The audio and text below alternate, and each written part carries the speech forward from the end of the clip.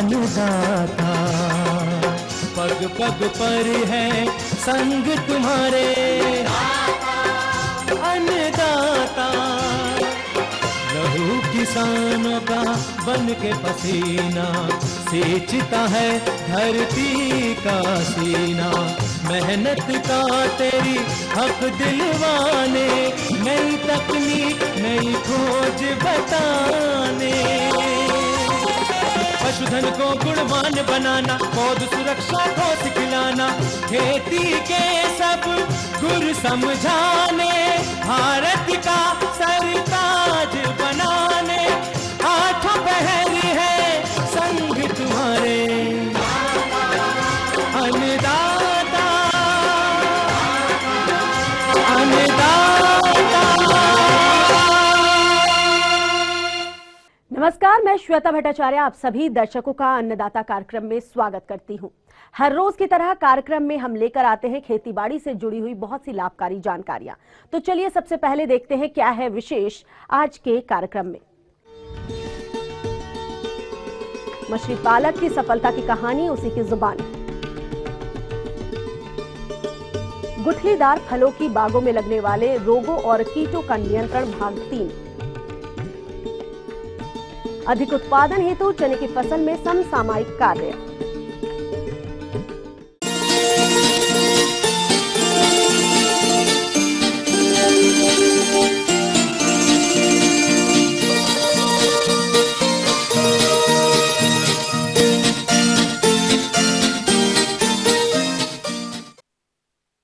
हरियाणा के बहुत से किसान मछली पालन करके अच्छी आय अर्जित कर रहे हैं। इन्हीं किसानों में से एक है करनाल जिले के नीलोखेड़ी गांव के सुल्तान सिंह, जो 10 साल से आधुनिक तरीके से मछली पालन करके काफी पैसा कमा रहे हैं। साथ ही उन्होंने मछली पालन व्यवसाय में अपनी अलग पहचान भी बनाई है। आइए जानते हैं उनकी सफलता का राज क्या है, खुद उन्हीं की जुबानी।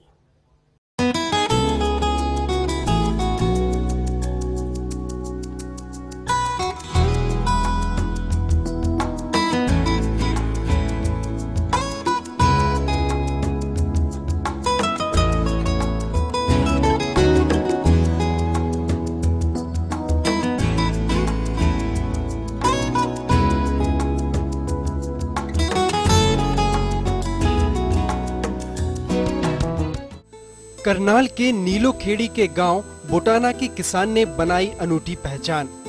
मछली उत्पादन में विदेशों तक बना चुके हैं अपनी पहचान।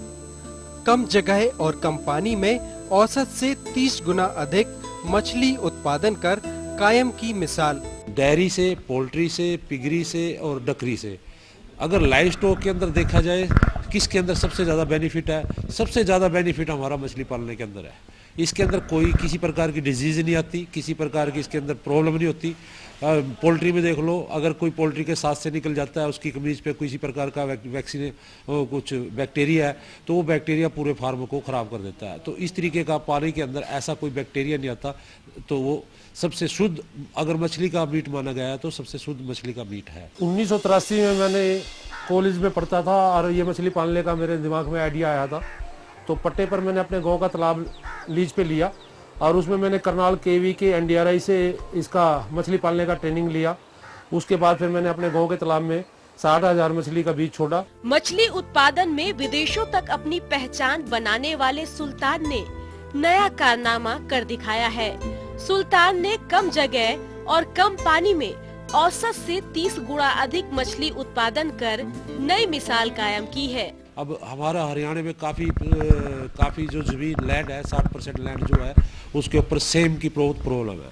मछली को पानी चाहिए, एक दफ़ा उसको खुदवा ले, 1 मीटर 2.5 फीट पानी उसमें रहना चाहिए। 5 फुट पानी के अंदर मछली बहुत अच्छा पैदा होता है। यही मेरा इन लोगों को एक संदेश है। अगर कई फार्मर ये सोचते हैं भाई मछली तो बिना फीड के गोबर खा के तैयार हो जाती है, ऐसा कुछ नहीं है। जब हम किसी चीज़ को फसल भी तैयार करते हैं तो गोबर एक ऐसी एक ऑर्गेनिक मैन्योर है, जिससे वो सिर्फ पानी की फर्टिलिटी बढ़ा सकते हैं। उस फर्टिलिटी बढ़ाने से प्लैंकटन ग्रो होते हैं, जिससे मछली खा करके बड़ी होती है। उस प्लैंकटन को ग्रो करने के लिए हमें गोबर की जरूरत पड़ती है। उसके साथ साथ हमें ये जो हमारे पोल्ट्री के जो दाना है, ग्रेन होते हैं, इसका एक पैलेट फीड बनाते हैं, जिससे हम फ्लोटिंग फीड कहते हैं। उस फ्लोटिंग फीड का डालने का यही एक हमारा उद्देश्य है भाई हमारी पानी खराब ना हो, हमारी फीड वेस्ट ना जाए, मछली को जितना खाना चाहिए वो तोल के डेली देंगे। अगर मान लो हमारे पास 100 किलो तालाब के अंदर एज एग्जाम्पल 100 किलो मछली है, 100 किलो को हमारे को सिर्फ 5 किलो फीड चाहिए। अगर हम वैसे ही उसको श्रिंकिंग फीड डालते हैं, वो नीचे सॉइल को ख़राब करती है, पानी को ख़राब करती है। तो फ्लोटिंग फीड सबसे बेस्ट है फार्मर को अपनी फीड बचाने के लिए और उसकी ग्रोथ लेने के लिए सिर्फ फ्लोटिंग फीड ही डालनी चाहिए। मछली उत्पादन को नए आयाम देने वाले सुल्तान आज किसी परिचय के मोहताज नहीं हैं। उनकी इस नई उपलब्धि ने उनका कद और बढ़ा दिया है। उपलब्धि में शामिल है करीब 45 गुणा 15 मीटर की जगह में करीब आधा टन मछली का उत्पादन। सुल्तान सिंह ने इतने ही क्षेत्र में कम पानी में 15 टन मछली का उत्पादन किया है। मछली उत्पादन में विदेशों तक अपनी पहचान बनाने वाले सुल्तान ने नया कारनामा कर दिखाया है। सुल्तान ने कम जगह और कम पानी में औसत से 30 गुना अधिक मछली उत्पादन कर नई मिसाल कायम की है। सुल्तान को इस बड़ी उपलब्धि के लिए दिल्ली के न्यू लोधी रोड स्थित इंडिया हेरिटेज में सम्मानित किया गया और देश के 49 विशेषज्ञों ने जहां उच्च स्तर की पढ़ाई के बाद यह इनाम जीता, वहीं सुल्तान ने अनपढ़ होने के बावजूद मछली उत्पादन में जुनून से यह ख्याति पाई। सुल्तान शिक्षा से वंचित रहा, लेकिन अपने बेटे नीरज चौधरी को सुल्तान ने शिक्षा से वंचित नहीं रखा। अपने बेटे नीरज चौधरी को विदेश में भी शिक्षा के लिए भेजा। अब आपने ग्रेजुएशन पूरी कर लिया, आप भी इस बिजनेस में आओ। और आके फिर उन्होंने मेरे को बोला कि इंटरनेशनल स्टडीज आप देखो कि भी कैसे कैसे ट्रेनिंग होती है, किस कंट्री में क्या टेक्नोलॉजी है। बेटे नीरज चौधरी ने भी अपने पिता की विरासत को संभाला और विदेशों की मछली पालन की तकनीक को भी अपनाया। सबसे बड़ी अनोखी तकनीक लेकर आए नीरज चौधरी ने बताया, कई कंट्रीज जैसे नीदरलैंड होगी, इजराइल होगी, पोलैंड हो गया, कनाडा हो गया, इन कंट्रीज में मैंने और मेरे फादर ने विजिट करा। वो लोग इंडोर बिल्डिंग बना के, क्लाइमेट कंट्रोल बना के फार्मिंग करते हैं और मतलब irrespective of space, irrespective of species, वो जो भी मछली उगाना चाहें, मतलब जिस भी मछली का बीज अगर हमें अवेलेबल है, वो मछली हम खारे पानी में भी उगा सकते हैं और खारे पानी वाली मछली हम मीठे पानी में भी उगा सकते हैं। तो उन्होंने बोला कि सी बास मछली के ऊपर काम करते हैं, क्योंकि इसके मार्केट वैल्यू अच्छी है, 400, 500, 600 रुपये किलो तक बिकती है, महंगी से महंगी। तो हमने इस मछली के ऊपर काम किया। उस टेक्नोलॉजी का नाम है RAS, रीसर्कुलेशन एक्वाकल्चर सिस्टम इसको बोलते हैं। और इस टेक्नोलॉजी के अंदर क्या है, इसके अंदर हम इंडोर टेम्परेचर देते हैं जो मछली को पूरा साल बढ़ने के लिए चाहिए होता है। जैसे 28 से लेकर 33 डिग्री का जो टेम्परेचर है, वो मछली को पूरा साल चाहिए होता है बढ़ने के लिए, ग्रोथ के लिए। तो इसमें जैसे अगर हम ओपन पॉन्ड सिस्टम रखते हैं तो उसमें कभी गर्मी की ऋतु आती है, कभी ठंड आती है, कभी बारिश आती है, कभी बहुत ठंड आती है, तो मछली इतनी ग्रोथ ले नहीं पाती। फार्मर्स को उसमें नुकसान होता है, उनका वेट पूरा नहीं आ पाता, अंडर साइज उनको बेचनी पड़ती है। तो इस तरीके की बहुत सारी दिक्कत थी ओपन सिस्टम के अंदर। पर अब closed farming system, recirculation aquaculture हम इंडिया में लेके आ रहे हैं, पहली बार हम लेके आ रहे हैं, जिससे फार्मर्स को बहुत बेनिफिट होगा। सबसे बड़ी अनोखी तकनीक लेकर आए नीरज चौधरी ने बताया कि कैसे समुद्र में पलने वाली मछली का उत्पादन किया जा सके। इसके लिए उन्होंने अपने सुल्तान फार्म पर खारे पानी में मछली पालना शुरू किया और फिर अपने पिता की ही तरह एक अनूठी मिसाल कायम की। आलम यह है कि अपने पिता की इस अनोखी विरासत को बढ़ाने के लिए बेटे नीरज चौधरी ने कोई कोर कसर नहीं छोड़ी। बेटे नीरज के पास अब देश ही नहीं, विदेशों से भी मछली पालन के गुर सीखने के लिए लोग पहुंचते हैं। नीरज अपने पिता के नाम के इस सुल्तान फार्म को जीवंत रखकर देश और विदेश के लोगों को प्रशिक्षण दे रहे हैं। मेरे फादर साहब ने फिश प्रोसेसिंग प्लांट, जिसके ऊपर वो 10 साल से काम कर रहे थे कि भी कैसे इस रहू, कतला, मिर्गल मछली का कांटा निकालें, क्योंकि ये मछली जो है ये बहुत बोनी फिश है, इसके अंदर पिन बोन्स होती हैं, इसका कांटा निकालना ही बहुत बड़ी कलाकारी है। मतलब कोई भी इसका कांटा आज तक 100% रिमूव नहीं कर पाया था।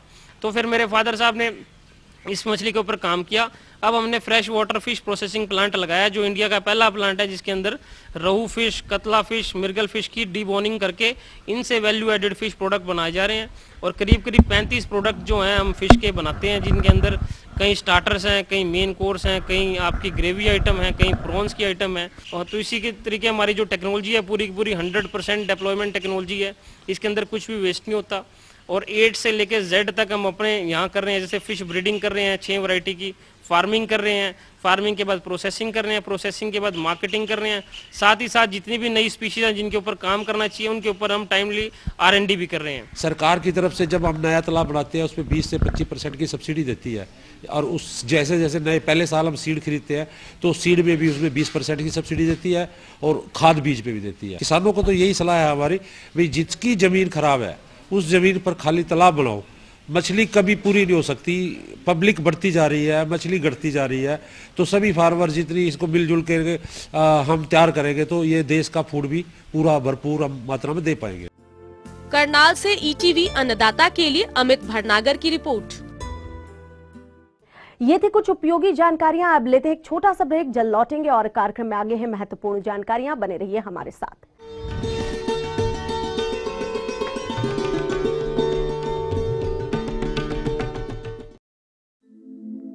दुनिया के नक्शे पर यह है इंडिया मेरी जान।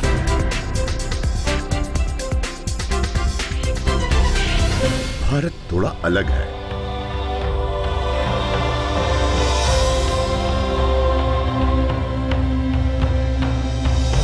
देखा आपने, इतना सा भी छूट जाए तो सच अधूरा रह जाता है। बदलते भारत का पूरा सच। राष्ट्रीय समाचार हर रोज सुबह 8 और दोपहर 2 बजे।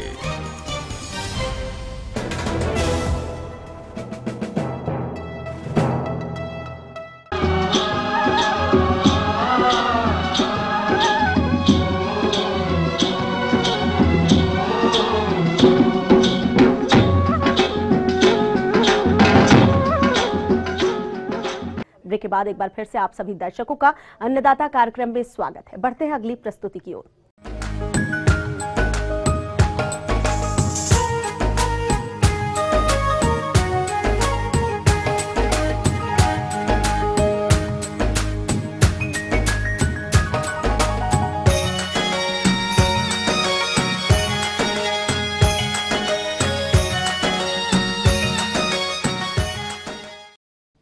किसान भाइयों, जैसा कि कल के अन्नदाता कार्यक्रम में हमने आपको गुठलीदार फलों के बागों में लगने वाले रोगों और कीटों के बारे में जानकारी दी थी, और आज इसी कड़ी को आगे बढ़ाते हुए हम कुछ और अन्य रोगों और कीटों के बारे में जानकारी लाए हैं। तो आप इन रोगों और कीटों की पहचान और इनका नियंत्रण किस प्रकार से करेंगे, आइए जानते हैं एक कृषि वैज्ञानिक डॉक्टर IM शर्मा से। तो मैं बात कर रहा था गोंदित रोग के बारे में। ये रोग जो है ये एक बैक्टीरिया से होता है, स्यूडोमोनास जिसका नाम है। और जो स्पर होते हैं जिनसे फल अगले साल के लिए फूल फल लगते हैं, वहाँ से ये जो रोग है जख्म बनाता है और वहाँ से गोंद निकलना शुरू होती है। और ये फलों के ऊपर भी गोंद निकलती है और पत्तों के ऊपर छेद पड़ते हैं, तो ये बहुत नुकसान करता है। और फलस्वरूप कई बार हमने ये देखा है कि पूरे का पूरा जो पौधा है वो ही ख़त्म हो जाता है। तो इस रोग को नियंत्रण रखने के लिए हमारे को जो भी जख्म बने हैं पौधे के ऊपर मार्च अप्रैल में या बरसात के दौरान, हमारे को बोर्डो पेंट है या मुशोबरा पेंट है उसका लेप करना चाहिए। और रोग के लक्षण दिखाई देते ही कॉपर ऑक्सीक्लोराइड और स्टेप्टोसाइक्लिन का घोल बनाकर उसका छिड़काव करना चाहिए। और इसके बाद गांठ रोग है एक, जिसको पौधे की जड़ों के नीचे या ज़मीन के साथ जो हिस्सा लगता है उसमें गांठें बनने शुरू हो जाती हैं। और ये गांठें पहले सफ़ेद और मुलायम होती हैं, बाद में सख्त हो जाती हैं और पौधे की जो बढ़ोतरी है वो रुक जाती है। और ये रोग जो है वो गुठलीदार फलों की नर्सरी में बहुत ज़्यादा होता है। तो किसान भाइयों से ये गुजारिश है कि जब भी वो पौधा लें तो ये देख लें कि उसमें कोई जड़ों के आसपास कोई गांठ तो नहीं है। ऐसे पौधे ना खरीदें, नहीं तो बाद में ये पौधे 5-7 साल के बाद बगीचे में ये ना तो फसल देंगे और बाद में थोड़े छोटे रह जाएंगे और मर भी जाएंगे। तो सबसे ज़रूरी है कि जब भी आप पौधा लें तो अच्छी नर्सरी से, भरोसेमंद जगह से खरीदें। और इसके नियंत्रण के लिए, क्योंकि ये तो भूमि में रहता है, तो जब भी आप नर्सरी लगाएं तो उसकी सूर्य की किरणों से उसका निर्जीवीकरण कर लें, क्योंकि बैक्टीरिया का। और ये भी देख सकते हैं कि जब भी गांठ है तो उसको काट भी सकते हैं और उसके ऊपर 1% नीले तोते का घोल जो है वो लगा सकते हैं, उससे भी कुछ नियंत्रण देखा गया है। इसके लिए एक बायो कंट्रोल एजेंट भी है जिसको हम एग्रोबैक्टीरियम रेडियो वेक्टर K84 के नाम से जानते हैं, या हमारी यूनिवर्सिटी ने भी UHF BA6 और 218 ये भी हैं जो हम बीज को या फिर पौधों को इन जैविक में रख के, जैविक बैक्टीरिया में रख कर कुछ देर के लिए फिर अगर लगाते हैं तो उसमें ये रोग बहुत कम पनपता है। ये बोडो पेंट जो है, इसको बनाने के लिए हमारे को मुख्यतः 3 केमिकल या 3 चीज़ें लेना पड़ती हैं। जो सर्वप्रथम है वो है नीला तोता, ये नीला तोता है। चूना है, ये तो आम मार्केट में मिलता है। और तीसरा जो है वो अलसी का तेल है, अलसी का जी। ये जो तीनों चीज़ें हैं ये हम 1, 2, 3 के अनुपात में लेते हैं। अगर 1 किलो हम नीला तोता लेंगे तो 2 किलो हम चूना लेंगे और 3 लीटर अलसी का तेल लेंगे। तो इसमें जो बनाने की विधि है, पहले हम नीले तोते को किसी लोहे के तवे पर गर्म करते हैं और जब ये सफ़ेद हो जाता है तो इसको बारीक पीस के चूने में जो है वो मिला दिया जाता है। और दूसरी तरफ अलसी का जो तेल है, इसको भी किसी बर्तन में गर्म करते हैं। जैसे ही जो उबलने लगता है तो हम इसको नीचे उतार लेते हैं और जब ये ठंडा होता है तो तीनों चीज़ों को हम मिक्स करते हैं तो वो बोडो पेंट बन जाता है। ये बहुत ही अच्छा पेंट है। इसको लगाने से जख्म में जो हीलिंग है, जो उसका जख्म भरता है, बहुत जल्दी भरता है और बहुत ही अच्छा ये पेंट है।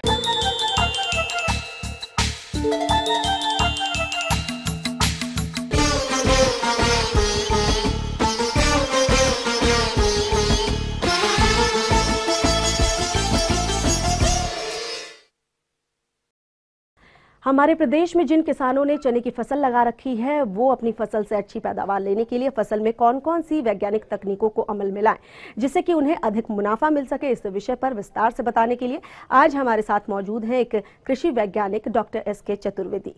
आज का जो विषय है वो हम लोग चाहते हैं किसान भाइयों के साथ चर्चा करें कि चना की जो फसल है जिसकी बुआई हो चुकी है उसमें आप क्या करें। लगभग किसान भाइयों, जैसा कि आप लोग जान रहे हैं कि आपके यहाँ 1 महीने के करीब फसल हो गई है। जो लोग समय से बो दिए 1 महीने से ज़्यादा की फसल हो गई है, तो अब ये समय आ गया है कि हम उसमें जो हमारी खरपतवार नियंत्रण है उस पर विशेष ध्यान दें, क्योंकि चना एक दलहन की फसल है और उसके जो बढ़वार है वो धीरे धीरे होती है शुरू में। इसलिए अगर हम खरपतवार नहीं निकालते हैं तो नुकसान 40 से 50% तक हो जाता है। तो जिन किसान भाइयों ने पेंडीमेथलिन, जिसको स्टॉम्प भी आप लोग कहते हैं, उसका प्रयोग किया है, उनके यहाँ आप लोग देख रहे होंगे कि जो बथुआ या जो दूसरे हमारे खरपतवार हैं वो कम है, लेकिन मोथा जैसे खरपतवार है, हिरनखुरी है, ये अभी से ही खेतों में आना शुरू हो गई है। तो किसान भाई इस समय सबसे बढ़िया ये काम है कि जो 30 से 35 दिन की फसल हो रही है, या जिन्होंने थोड़ा देर में भी बोई है उनको भी अगले 10 दिन में 35 दिन की 40 दिन की जो फसल हो रही है, तो एक बार खुरपी के साथ, खुरपी से जो निकाई गुड़ाई जिसको करते हैं, उसे निकाई भी हो जाती है, गुड़ाई भी हो जाती है। तो जो हमारे खरपतवार आ रहे हैं खेत में, ख़ास तौर से मोथा बहुत आ रहा है, तो उसको हमें निकालने का ज़रूरत है। अगर इस समय मोथा निकाल देंगे तो चना का जो उत्पादन है, ये मानिए कि आपने कम से कम 30% बढ़ाने का व्यवस्था इस समय कर ली है। दूसरा महत्वपूर्ण बात आती है कि जब हमारा चना 40 दिन का हो रहा है, 35 दिन का हो रहा है, या अभी जैसे देर में भी कुछ लोग, अभी जो बरसात हुई है, कुछ किसान भाई अभी भी चना बो रहे हैं।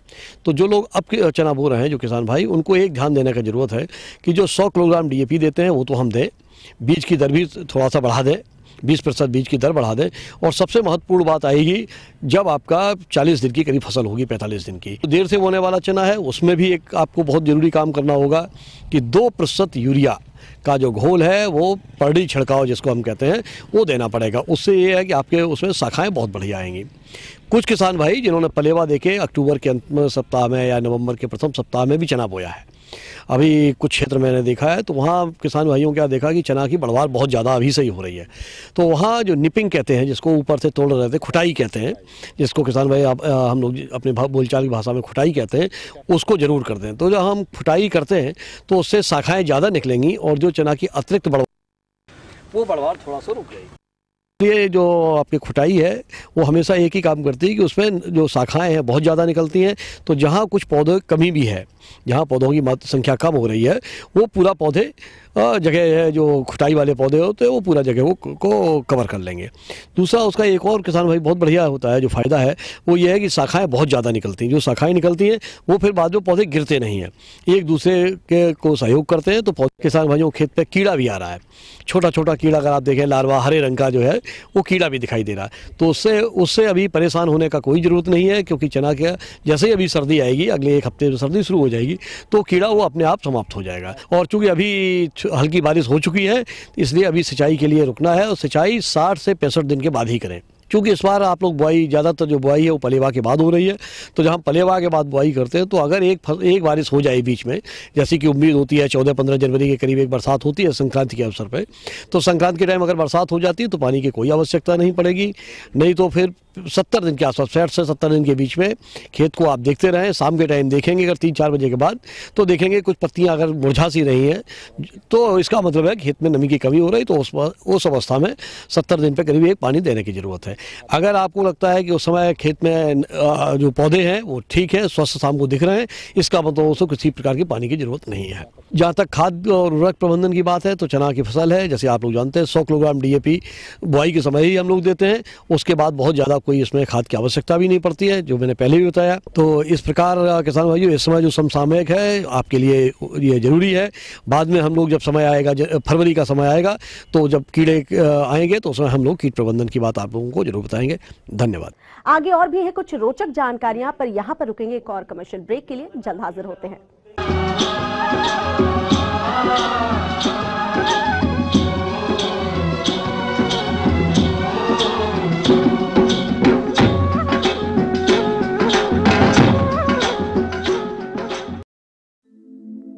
दुनिया के नक्शे पर यह है इंडिया मेरी जान।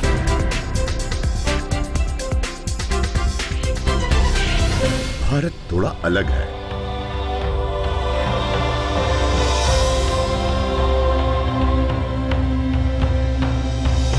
देखा आपने, इतना सा भी छूट जाए तो सच अधूरा रह जाता है। बदलते भारत का पूरा सच। राष्ट्रीय समाचार हर रोज सुबह 8 और दोपहर 2 बजे।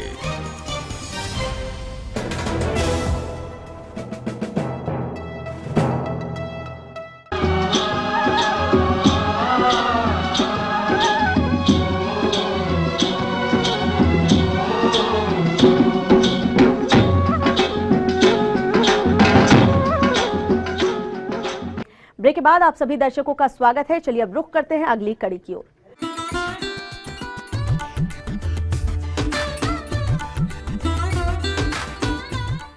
अन्नदाता हेल्पलाइन निशुल्क फोन संपर्क सेवा के माध्यम से आपके द्वारा पूछे गए प्रश्नों में से 1 या 2 महत्वपूर्ण प्रश्नों को हम अपने कार्यक्रम में शामिल करते हैं। इसी के तहत आज का चयनित प्रश्न और उसका जवाब इस प्रकार है। अन्नदाता कार्यक्रम में आज हमने जिस प्रश्न को शामिल किया है उसे पूछा है ग्राम पट्टी कल्याणा, जिला पानीपत के सुरेंद्र छोकर ने। आप आलू की फसल में सुरक्षा उपाय पर जानकारी चाहते हैं तो सुरेंद्र जी, आपकी जानकारी तो प्रस्तुत है कार्यक्रम का यह अंश।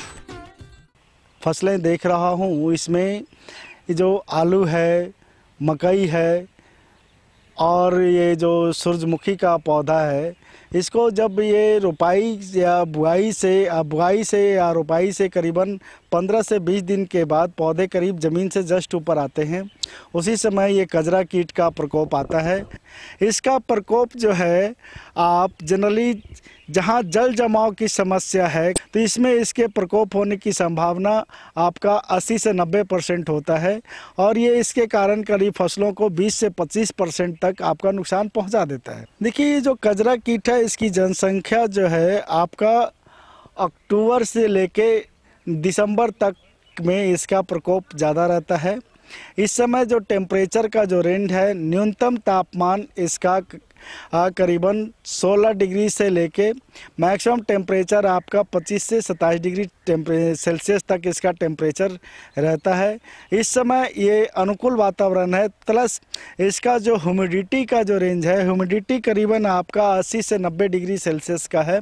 इस समय इसका जो जनरेशन है काफ़ी तेज़ी से बढ़ता है और ये जड़ के जस्ट मिट्टी से जस्ट ऊपर वाले भाग को ये काट के गिरा देता है। इसके नियंत्रण के लिए आप बाज़ार में उपलब्ध है सुपर डी 1 से 1.5 ml पर लीटर के हिसाब से घोल बना के आप शाम के समय में इसका छिड़काव करें।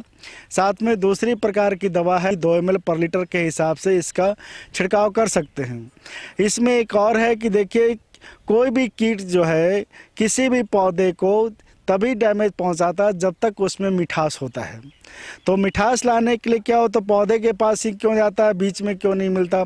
तो इसके लिए आप क्या करें कि उसमें प्रत्येक पंप में 15 लीटर का जो पंप है उसमें 50 ग्राम गुड़ का मिश्रण तैयार कर लें, शरबत तैयार कर लें और उसमें डाल दें और उसके बाद छिड़काव करें। छिड़काव करने से क्या होगा कि पूरा एरिया जो है आपका मीठामय हो जाएगा और उसमें जहर मिला हुआ है तो ज़्यादा कवरेज एरिया जो है, मारने का परसेंटेज जो है आपका क्षेत्रफल बढ़ जाएगा और उसके कारण आप आसानी से कजरा कीट का नियंत्रण कर सकते हैं।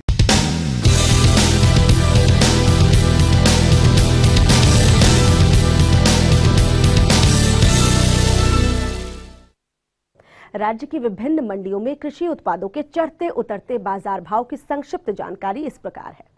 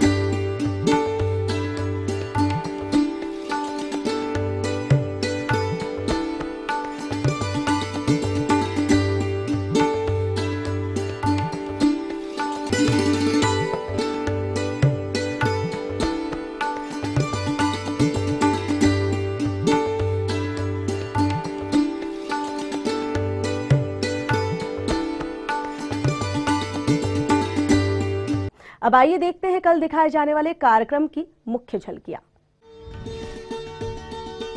सोलर संयंत्र की कृषि में उपयोगिता और इसके रखरखाव पर जानकारी। पालक की खेती से किसान कमा रहे हैं अच्छा मुनाफा।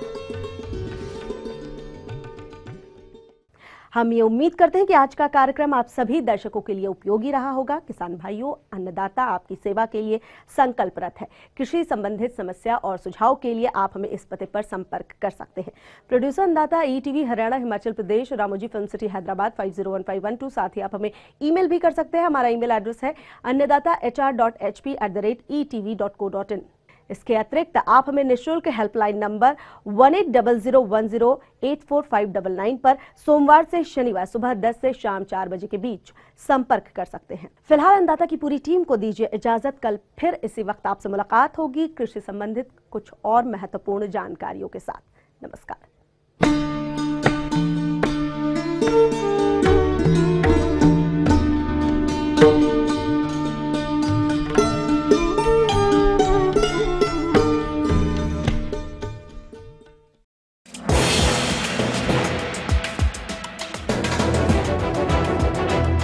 आप देख रहे हैं ETV न्यूज हरियाणा, हिमाचल प्रदेश, खबर ही जीवन है।